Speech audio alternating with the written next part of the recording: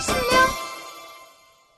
Hello， 我是许巍，有没有微笑学客家话呢？第一句话，阿兰，你电费缴了没呀？阿兰，天费够忙，天费就是电费，天费够就是去缴这个字。够忙就是你缴了没呀？哦，还没有缴呢，你可以去便利商店缴吗？还忙呢，就是尚未还没有。你做的就是可不可以？你做的你可以。去就是去。便利商店，对了，就是便利商店 7-Eleven。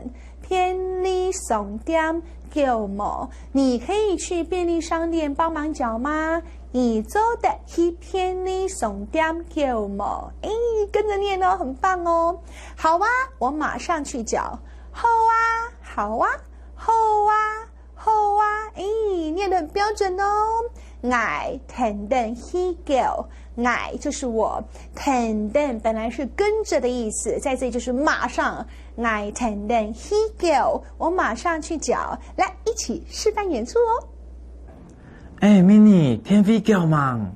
很忙呢，你做得去便利商店缴吗？好啊，我等等去缴。